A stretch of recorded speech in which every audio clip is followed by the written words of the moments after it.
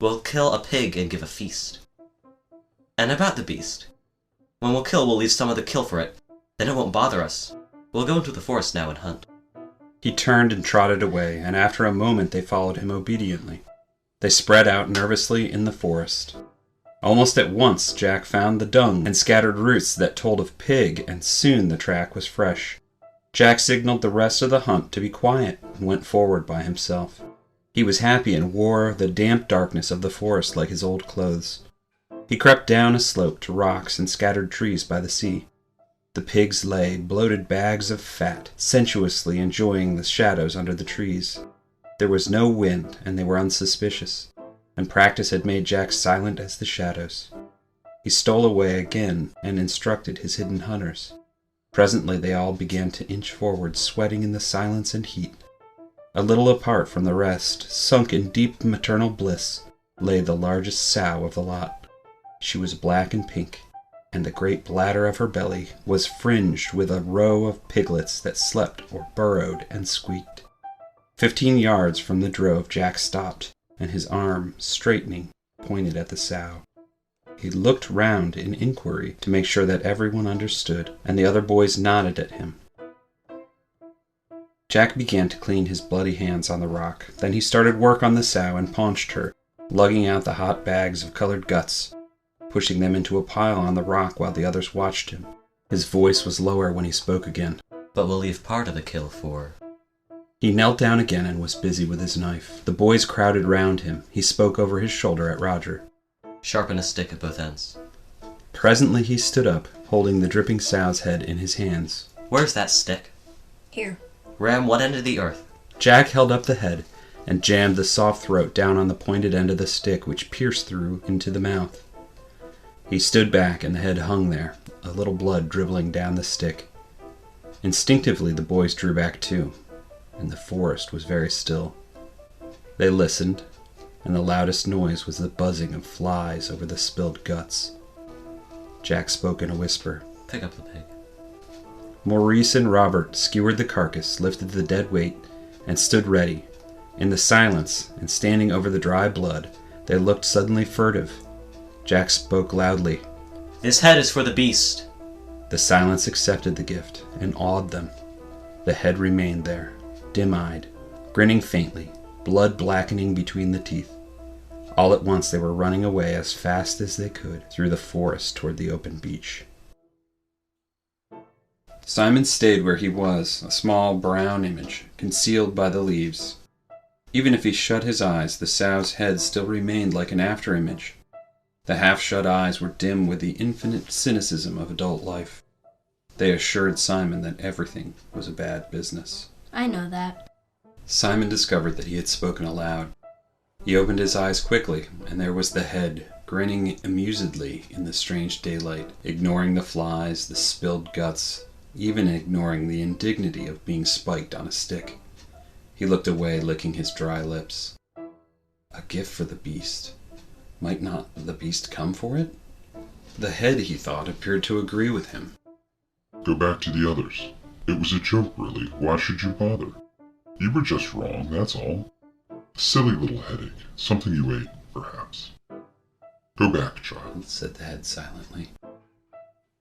Simon looked up, feeling the weight of his wet hair, and gazed at the sky. Up there, for once, were clouds, great bulging towers that were sprouted away over the island, gray and cream and copper-colored. The clouds were sitting on the land. They squeezed, produced moment by moment this close, tormenting heat. Even the butterflies deserted the open space where the obscene thing grinned and dripped. Simon lowered his head, carefully keeping his eyes shut, then sheltered them with his hand. There were no shadows under the trees, but everywhere a pearly stillness, so that what was real seemed elusive and without definition. The pile of guts was a black blob of flies that buzzed like a saw. After a while these flies found Simon. Gorged, they alighted by his runnels of sweat and drank.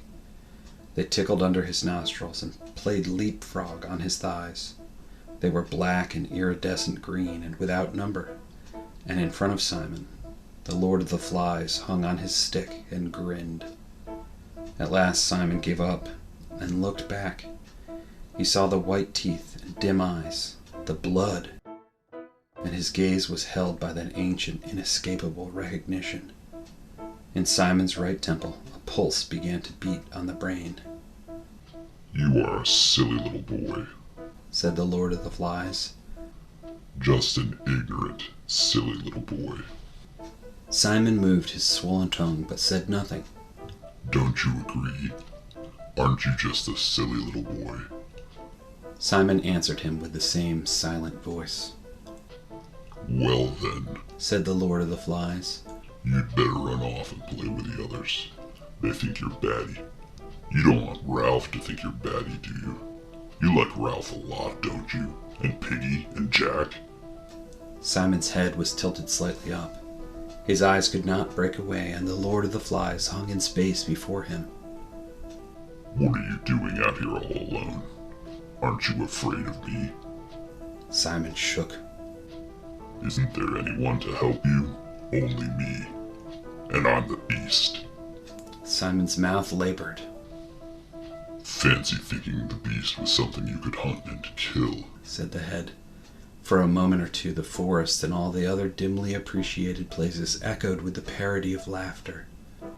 You knew, didn't you? I'm part of you. Close, close, close. I'm the reason why it's no-go. Why things are what they are. The laughter shivered again. Come now. Get back to the others and we'll forget the whole thing. Simon's head wobbled. His eyes were half closed, as though he were imitating the obscene thing on the stick.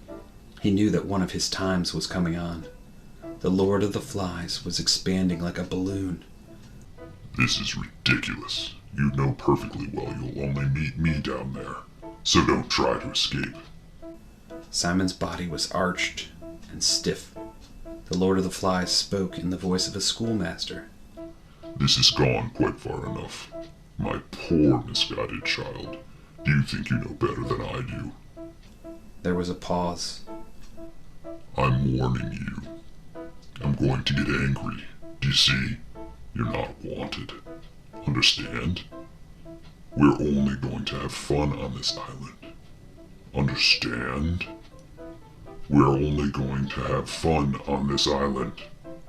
So don't try it on, my poor misguided boy, or else... Simon found he was looking into the vast mouth. There was a blackness within, a blackness that spread. Or else... Said the Lord of the Flies. We shall do you. See? Jack and Roger and Maurice and Robert and Bill and Piggy and Ralph. Do you? See? Simon was inside the mouth. He fell down and lost consciousness.